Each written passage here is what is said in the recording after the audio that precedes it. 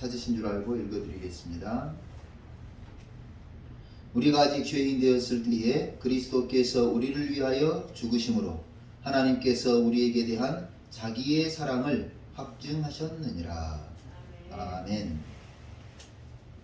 오늘 본문 말씀을 중심으로 해서 하나님의 사랑을 받는 사람답게 살아가자. 하나님의 사랑을 받는 사람답게 살아가자 라는 제목으로 은혜를 나누겠습니다. 언제 들어도 듣기 좋은 말이 사랑이죠. 언제 들어도 듣기 좋은 말이 사랑입니다. 이 말은 요양원에 계신 98세 할아버지가 하신 말씀입니다. 백수를 눈앞에 둔 어르신이 거동도 불편하시고 기력도 없으신 어르신이 그런 말을 하시더라고요. 그래서 어르신, 누가 사랑해준다고 말하면 좋던가요? 그랬더니 한 40여 명의 이름을 열거를 하셨어요. 40여 명의 이름을 열거를 하시는데 제가 보니까 아들 한 명, 이제 딸들이 있어요. 아들, 딸들, 사위들, 손자들, 또 증손자들이, 증손녀들이 할아버지, 노할아버지 사랑해요. 그 말이 듣기 좋더랍니다. 98세 먹은 할아버지가. 그래서 그럼 어르신은 무슨 말을 제일 좋아합니까? 네, 듣기 좋은 말이 사랑이니까. 그랬더니 당신도 사랑이라는 단어가 제일 좋답니다. 사랑이라는. 그래서 아들 아침마다 아이들 이름을 불러가면서 아들에게 아들아 누구야 사랑한다 그러면서 기도한다. 그리고 딸아이들 이름 불러가면서 사랑한다 그러면서 기도한다. 사위들, 손자, 손녀, 증손자, 증손녀들 이름을 불러가면서 40여 명 돼요. 그렇게 하면서 사랑한다. 에이 어르신, 내가 보니까 어르신 여기 한 10여 년 계시는데 그래도 찾아오는 사람들 별로 없이 그러던데요. 그래도 사랑해요. 그랬더니 그래도 사랑한다. 왜 사랑하시는데요? 그랬더니 그 어른이 아주 가슴 찡한 말을 했어요. 핏줄이니까. 핏줄이니까 사랑. 10여 년 동안 요양원에 데려다 놓고 찾아오지 못하고 전화 없어도 전화하지 않아도 그래도 사랑한다. 그래서 가수 현숙의 노랫말처럼 가슴이 찡하더라고요. 눈물이 핑 돌고.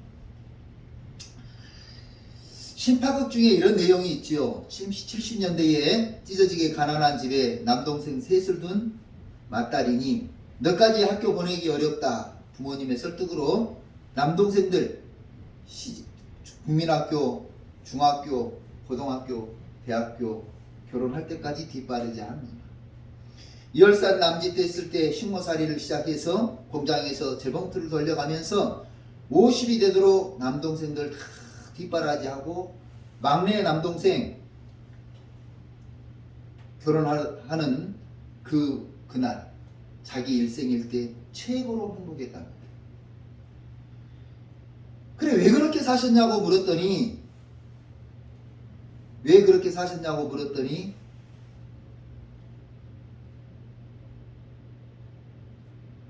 동생이잖아요.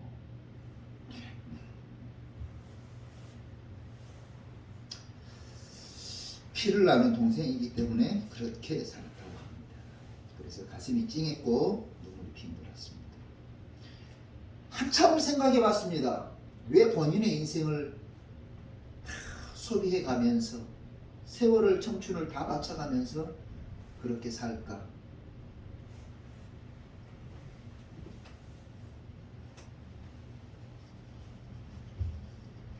그게 사랑이라는 거였죠. 사랑이 뭔지. 그 사랑 때문에 10년 가야 얼굴 한 번도 보여주러 찾아오지 않아도 이름을 불러가며 기도해주고 일생을 다 바쳐서 뒷바라지하고도 그들이 잘 싸우는 모습을 보면서 흐뭇해하는 것. 그것이 바로 사랑이랍니다. 여기서 우리가 잠깐 짚어보고 넘어가야 하는 것이 있는데요. 과연 나는 그 사랑을 받을 만한 사람인가? 과연 나는 그런 사랑을 받아도 되는 사람인가? 일이 바쁘고 생활이 분주하고 먹고 살기 힘들어서 찾아뵙지 못하는데 그분의 사랑을 받아도 되는가? 초등학교, 중학교, 고등학교, 대학교, 결혼까지 정작 본인은 결혼도 안 하고 뒷바라지를 하는 누나의 사랑을 받을 만한 사람인가? 가끔 이런 사람들도 있어요. 누가 언제 그런 거 해달라 그랬습니까? 가끔 싸가지 없는 사람들도 있죠. 누릴 거 다 누리고 혜택은 다 받으면서 마치 자기가 잘나서 된 것처럼 덜 떨어진 사람도 있습니다. 그러나 오늘 다시 한번 생각해 보자고요. 나는 그 사랑을 받을 만한 사람인가? 깊이 생각해 보면 참 과분하다는 생각이 들고 정말 감사하다는 생각이 들 때가 많습니다. 특별히 저 자신을 돌아보면 사랑해 주시고 또 저를 챙겨주시고 저를 위해서 수고와 헌신을 아끼지 않는 분들을 보면 너무너무 감사하고 그분들의 얼굴이 스쳐갈 때마다 가슴도 찡하고 감사하는 눈물이 마음에서부터 납니다. 다시 한번 저를 사랑해 주신 모든 분들에게 깊이 감사드리며 이모로 저모로 사랑을 베풀어 주신 모든 분들에게 깊은 경의를 표합니다. 오늘 본문은 사람만 여러분을 사랑한 것이 아니라 하나님께서도 저와 여러분을 사랑하신다고 했습니다. 요한복음 3장 16절 하나님이 세상을 이처럼 사랑하사 독생자를 주셨으니 이는 그를 믿는 자마다 멸망하지 않고 영생을 얻게 하려 하심입니다. 하나님이 저와 여러분을 세상을 사랑하신다고 했습니다. 오늘 본문 말씀 로마서 5장 8절 우리가 아직 죄인 되었을 때에 그리스도께서 우리를 위하여 죽으심으로 하나님께서 우리에게 대한 자기의 사랑을 확증하셨느니라. 확증이라는 단어가 확실하게 보여준다 그런 뜻이에요. 우리가 아직 죄인 되었을 때에 우리를 사랑하셨고 여전히 사랑하셨고 우리가 죄인 된 것을 알면서도 독생성자 예수님을 보내주신 것은 사랑하기 때문이라는 것. 로마서 8장 35절 37절에 누가 우리를 그리스도의 사랑에서 끊으리요 환난이나 곤고나 박해나 기근이나 적신이나 위험이나 칼이랴.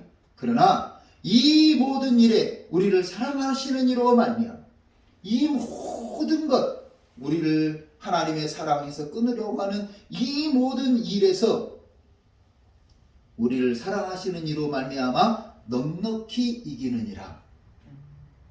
하나님의 사랑에서 우리를 끊을 수 없다고 했습니다. 환난도 곤고도 박해도 기근이나 적신이나 위험이나 칼도 우리를 하나님의 사랑에서 끊어내지 못한다. 하나님과 우리 사이의 사랑을 방해하지 못한다. 오히려 하나님의 사랑을 받은 사랑의 힘으로 넉넉히 이긴다 했습니다. 로마서 8장 37절에 그러나 이 모든 일에 우리를 사랑하시는 이로 말미암아 넉넉히 이기느니라. 성도 여러분, 여러분의 존재 가치는 하나님의 사랑을 받는 존재입니다. 하나님의 사랑을 받는 존재. 제가 섬에서 교회를 하면서 목회를 할 때 이제 그분도 연세가 90세가 넘으셨죠. 어르신에게 어르신 하나님께서 사랑하십니다. 확 두드러지게 쳐다보는 거예요. 그래서 제가 다시 못 알아듣고 그러시나 싶어가지고 말씀드렸어요. 어르신 하나님께서 어르신을 사랑하세요. 눈물을 뚜루룩 흘리는 거예요. 알고 봤더니 그분은 자녀들이 일찍 다 세상을 떠났어요. 6인가 있었는데 다 떠났대요. 그리고 이제 딸아이만 한 명이 남았는데 어떤 아들은 인천항 공사하는데 인천부두 공사할 때 위에서 뭐가 떨어져 가지고 죽었대요. 또 어떤 아들은 교통사고로 죽고 어떤 아들은 이제 어부였는데 죽고 이렇게 아이들이 다 인생 앞섭니다.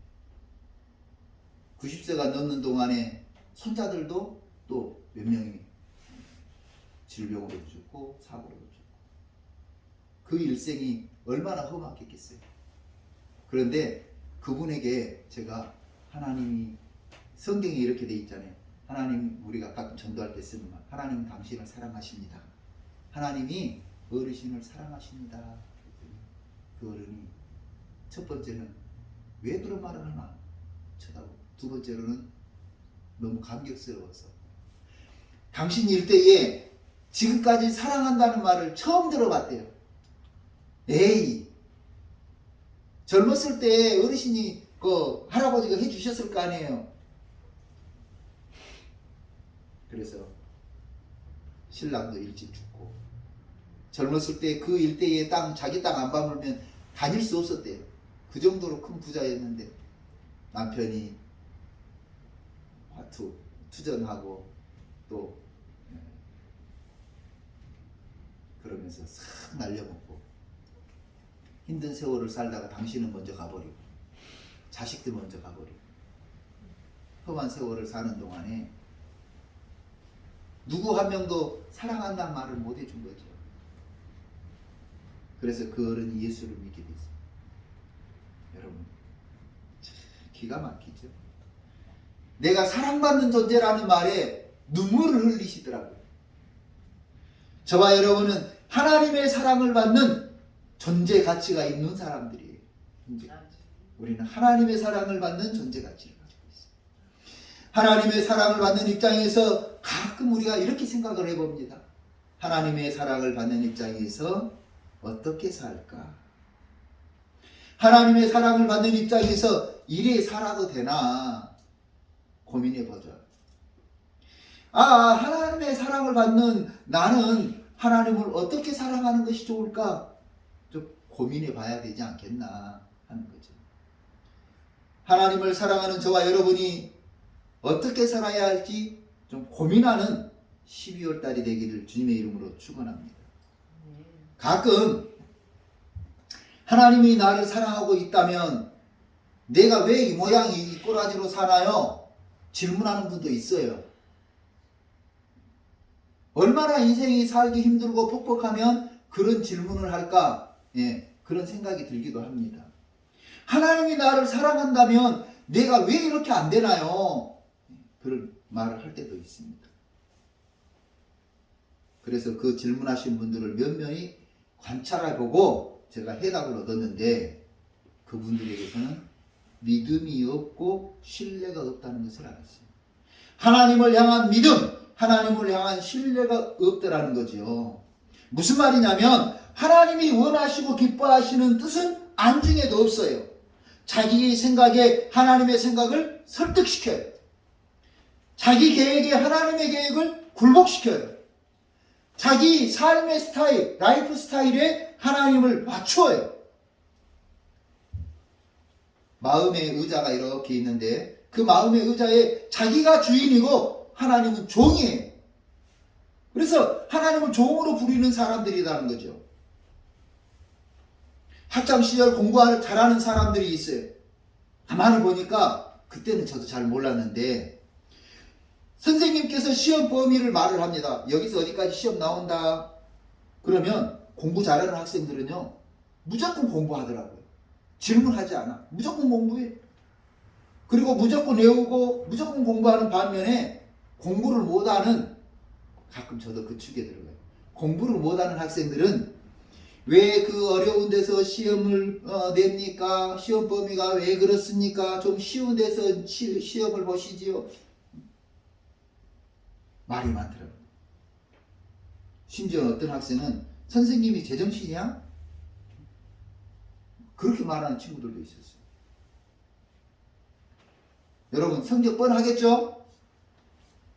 제가 군복무 시절에 상급자가 그냥 하라는 대로 했습니다. 묻지도 따지지도 않고 합니다.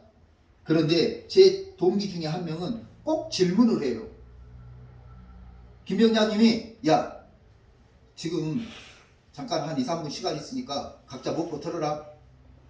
그럼 2, 3분이면 목포 털고 남아요. 2, 3분 탁 털고 탁 개우면, 자기 목포 털고 개우면 후다닥 뛰어나가가지고 겨워와요. 그런데 꼭 저희 동기는 그래요. 김병장님, 지금 시간 몇 분 없는데 이따가 하면 안 되겠습니까? 꼭 질문을 해요. 여러분, 누가 사랑을 받고 누가 미움을 받을지 뻔히 알겠죠? 제가 이제 직장을 들어갔습니다. 직장을 들어갔는데 30년간 승승장구하는 회사예요. 한국의 발전소와 역사를 같이 하는 회사였어요. 발전소가 생길 때부터 발전소에 납품하는 회사였습니다. 상사들이 업무 지시를 내리는데 신입사원 입장에서 저는 잘 모르니까 받아 적고 용어를 잘 몰라요. 용어가 또 우리 배우지 않은, 익숙하지 않은 용어잖아. 뭐 기계 이름 말하고 그런 거. 업무 지시를 하다를 합니다. 그러면 저는 적어두었다가 모르는 용어들이 있으면 질문을 하고 업무를 수행하려고 애를 씁니다. 그런데 제 동기는 저보다 실력이 좋아요. 이제 동기지만 나이가 대학을 졸업하신 분이고 저는 고등학교만 졸업했어요. 그러니까 상급자들이 업무 지시를 내리면 업무도 잘해요. 그런데 제가 가만히 생각해 보니까 사랑은 제가 더 많이 받았어요. 왜 그러냐면 저는 모르니까 적어가지고 물어봐요. 그래서 그 상급자가 원하는 계획, 그 업무를 추진을 하는 거예요. 수행을 하는 거예요. 그런데 이 동기 형은 그 형은 물어보지 않아요. 그래서 그 이제 일 결과를 딱 보고 상급자들이 하는 말. 야, 모르면 물어보기라도 해야지. 왜 네 맘대로 하는 거야? 모르면 물어보라 그랬잖아. 칭찬은 제가 받고 동기는 모르면 물어보라는 칭찬을 자주 들었습니다. 우리가 왜 하나님의 사랑을 받지 못하나 짚어보니까 바로 이런 모습들이 생각이 났어요. 이런 모습들. 군복무 시절에 그 동기처럼, 제가 직장에 들어갔을 때 그 동기처럼 상급자가 원하는 것, 그것을 해 나가는 것이 중요하더라는 거죠. 믿음 생활하면서 어떤 사람은 영혼이 잘 되고 육신도 잘 돼요. 나 중된 자가 먼저 돼요. 왜 그런가 봤더니 이런 부분이었어요. 하나님의 뜻에 순종하고 말씀대로 살아보려고 노력하더라는 거죠. 하나님의 자기 생각을 하나님 내 생각대로 해주세요. 이렇게 하나님을 설득시키지 않아요. 자기 계획을 하나님의 계획에 자기 계획에 굴복시키지 않아요. 자기 뜻을 포기하고 어떨 때는 하나님의 계획에 순종해서 가는 거죠. 사람마다 다 자기 라이프 스타일이 있죠. 그런데 그 스타일에 하나님을 끌어다 맞추는 게 아니라 자기 자신을 끌어다.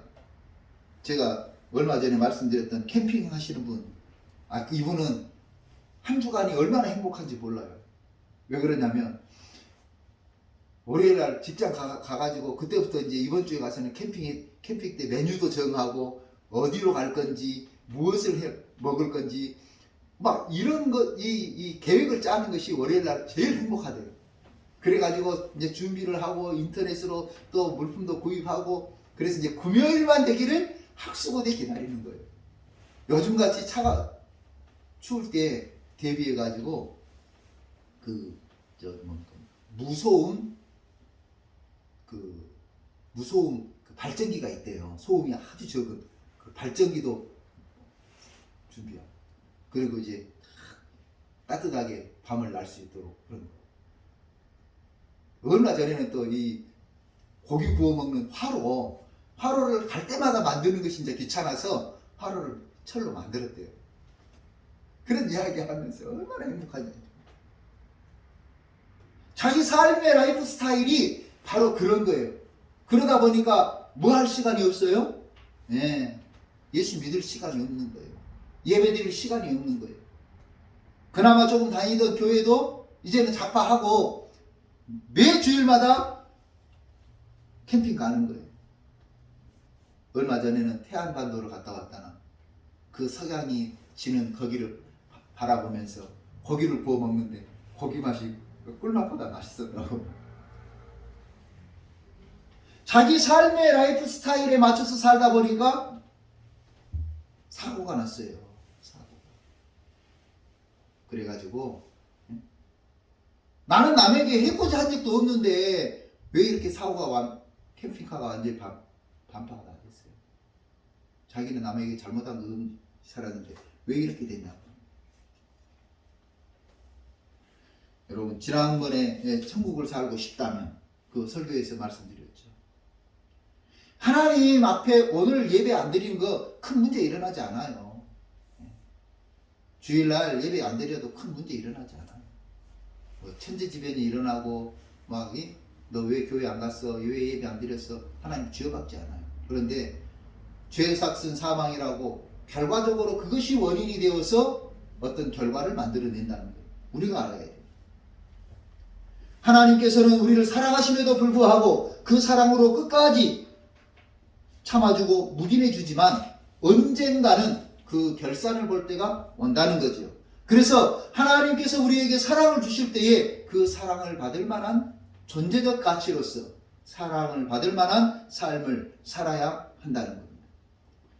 우리는 하나님께 무한한 사랑을 받을 마음의 준비는 돼 있어요. 그런데 하나님께 사랑을 드릴 마음의 준비는 돼 있지 않아요.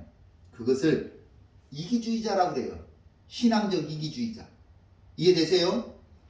우리가 인간관계 속에서도 마찬가지입니다. 나는 끝없이 사랑해주고 끝없이 이해해주고 나는 끝없이 베풀어주는데 그 사람은 그러지 않아요. 자기에게 조금만 뭐 하면 신경질 내고. 내가 어떤 한 목사님하고 전화를 단절을 시켰어요. 아니 밥을 먹자고 그렇게 전화를 해. 그래서 밥을 먹으면 또 좋은 데 가서 먹어요. 좋은 데 가서 먹는데 먹고 나면 나는 더 이상 바라지도 않아. 한 번, 두 번 내면 본인이 한 번 내겠지.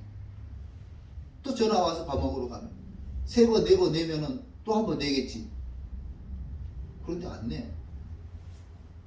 다섯 번, 여섯 번 내도 자기는 밥 낼 생각을 안 해. 밥값 낼 생각을. 그래서 한 7번이나 정도 지나갔을 무렵 제가 전화를 차단시켜 버렸어요. 아니 전화번호 차단시킨 나를 뭐라 그러지 말라니까. 왜 주목사 전화가 연결이 안 돼? 전화 안 받아? 여러 사람이 있는 데서 주목사 왜 전화 안 받아? 나를 뭐라 그러지 말고 본인의 삶을 돌아봐야 될 거 아니에요? 주목사가 당신 밥 사주는 목사냐고. 그래가지고 전화 안 받는다고 서운하다고. 그게 바로 이기주의자의 모습이에요. 하나님의 사랑을 받는 입장에서 하나님을 사랑하는 우리 삶이 돼야 될 줄로 믿습니다. 하나님을 사랑한다면 우리도 어떻게 뭔가 해야 되잖아요. 사랑한다면 하나님을 사랑한다면 내 자신을 조금 희생할 줄 알아야 돼요. 내가 하나님을 사랑한다면 하나님의 말씀을 믿어주고 시작해야 돼요. 여러분 하나님 사랑하는 걸 참 어렵게 생각하는데요. 좀 쉽게 생각해 보면 그래요. 저는 인간관계에서 인간과 인간의 사랑이 발전된 것이 하나님과의 사랑이라고 생각을 해요. 그거보다 더 고차원적입니다. 보세요. 제가 이제 우리 아이들이 셋째, 넷째, 다섯째가 이제 중3, 중1, 고1입니다. 머슴 아이들이잖아요. 근데 이 아이들이 너무너무 이뻐요. 제가 하루 일하고 들어오면 이놈들 학교생활 재밌게 하고 왔을까? 안 다치고 잘 왔을까? 궁금해요. 그래서 오면 전화하라 그래요. 전화. 목소리 들으면 딱 알 수 있잖아요. 그리고 또 이제 사랑하기 때문에 자꾸 이렇게 스킨십을 하고 싶어요. 이렇게 부딪히고 싶고 머슴 아이들이라 손도 잡아보고 싶고 어깨도 두드리고 싶고. 그리고 이제 하이라이트. 뽀뽀해라 아빠에게 뽀뽀해라. 이제 이 녀석들이 사춘기가 되면서 뽀뽀를 잘 안 하려고 그래요. 잘 하라는 말이야. 뽀뽀를 안 하려고. 그런데 이제 그 뽀뽀 한번 받고 싶은 것이 내 열망이야. 그 아이들 앞에서 애교도 부리고 막 이렇게 억지도 부리고 사랑하니까요 좋아 죽겠어요. 저 아이들보다 잘생긴 아이들 얼마나 많아요. 정말 많아요. 내 눈이 잘못된 건 아니에요. 멋지고 아주 막 준수한 아이들 많아요. 그런데 그네들은 내 마음에 사랑스럽다는 생각이 들지를 않아. 아까 잘생겼다구나. 이러고 마는 거예요. 그런데 우리 셋째, 넷째, 다섯째 이 아이들이 그냥 옆에서 슥 스쳐가면서 몸으로 어깨로 툭 부딪히기만 해도 마음이 좋아요. 왜? 사랑하니까. 그 사랑을 받고 싶어요. 그래서 내가 깨안아주고 사랑의 유대감을 형성해 나가는 거죠. 여러분, 사랑한다면 하나님께 가까이 가야죠. 하나님과 부딪혀야죠. 하나님을 만나라는 겁니다. 그러면서 하나님의 사랑을 받고 하나님이 주신 사랑을 우리도 드리는, 가끔 오해를 해요. 내가 오죽하면 우리 교회 헌금함에다 쓰고 싶다니까요. 헌금하지 말라고. 왜 교회 헌금하러 오냐고. 하고 싶을 때, 정말 내 마음에 하고 싶을 때 그때 성의로 하시라고. 성의로. 의무적으로 하지 마세요. 하나님이 거지도 아니고. 저 이번 주에 아마 다음 주에 공고가 나갈 건데요. 이번 금년 성탄 헌금 없습니다. 우리는 성탄절 헌금 하지 마시고 성탄절 헌금을 할 만큼 주위 분들에게 사랑을 베푸세요. 내가 살고 있는 직장이라든지 그분들에게 그동안 내가 차 한잔 대접하고 싶었는데 못했다든지 이런 분들을 대접하는데 헌금을 사용하세요. 교회 헌금 안 하지 마시고. 그것이 하나님께 드린 것만큼 귀한 거예요. 그것이 하나님께 대접하는 것만큼 귀한 거예요. 하나님을 사랑하는 마음으로 어려운 사람 따뜻한 차 한잔 사드리고 밥 한 끼 대접하는 거. 요즘 얼마나 코로나 때문에 살기 힘들어요. 마음에 상처 입은 사람들에게 따뜻한 밥 한 끼 사주면서 힘내자고, 내가 기도하겠다고 그렇게 사용하시라고. 하나님을 사랑한다면 그 사랑을 하나님에게 돌려드리고 세상 사람들에게 돌려주는 것이 우리가 바로 하나님을 사랑하며 산다는 거예요. 교회가 할 일이 많은데 헌금 받아가지고 그 헌금 가지고 또 헌금하면 또 그거 다 못 쓰잖아요. 교회 운영하는 데도 쓰고 해야 되죠.